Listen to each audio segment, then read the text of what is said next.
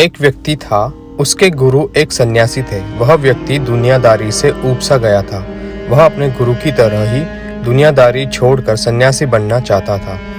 उसने अपने परिवार को यह बात बताई तो सभी ने मना कर दिया, यह कहते हुए कि हम सब आपसे बहुत प्यार करते हैं। फिर उसने अपने गुरु को यह बात बताई, परंतु साथ ही कहा कि उनका घर परिवार, बच्चे और पत्नी उसे संन्यास लेने नहीं दे रहे हैं, क्योंकि वह मुझसे बहुत प्यार करते हैं। गुरु ने कहा, यह किसी सूरत में प्यार नहीं है। गुरु ने उसे बहुत समझाया, पर वह व्यक्ति नहीं मान रहा था।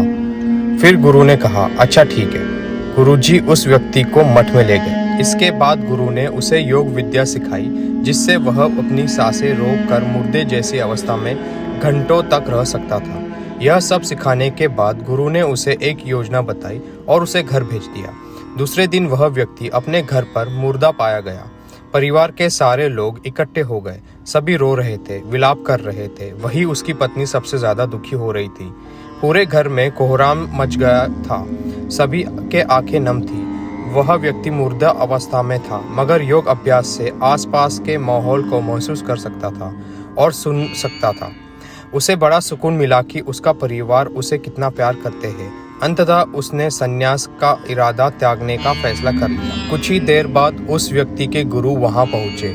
गुरु ने सभी को शांत किया और अपने शिष्य के पड़े शव को देखा। कुछ देर शव को देखने के बाद उसके परिवार वालों को कहा, इस शव में जान फूंका जा सकता है। इस व्यक्ति को मैं अपनी विद्या से जिंदा कर सकता हूँ। यह बात सुनकर घर के सभी लोग बहुत खुश हो गए।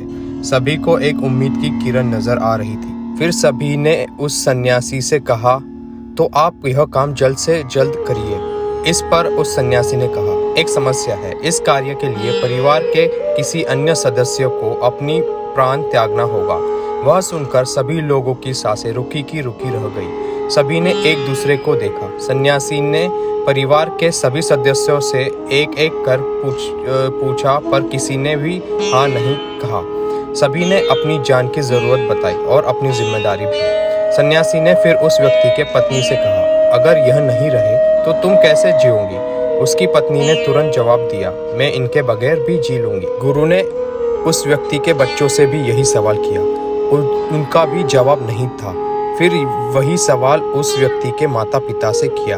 उनका भी जवाब एक ही था। इसके बाद गुरु उस व्यक्ति के शव के पास आए और बोले, हे व्यक्ति, तुम उठ खड़े हो जाओ। वह व्यक्ति उठ कर बैठ गया। फिर उसके गुरु वहां से जाने लगे। उसने अपने गुरु को रोका और गुरु से कहा, मैं भी आपके साथ चलता हूँ। अब उस व्यक्ति को समझ में आ गया था कि उसकी ज़रूरत उसके घर में कितना है। अब वह एक पल भी अपने घर में रहना नहीं चाहता था। ऐसे ही अमेजिंग स्टोरीज के लिए हमारे चैनल को सब्सक्राइब और वीडियोस को लाइक कीजिए, क्योंकि हमें आपके सपोर्ट की ज़रूरत है।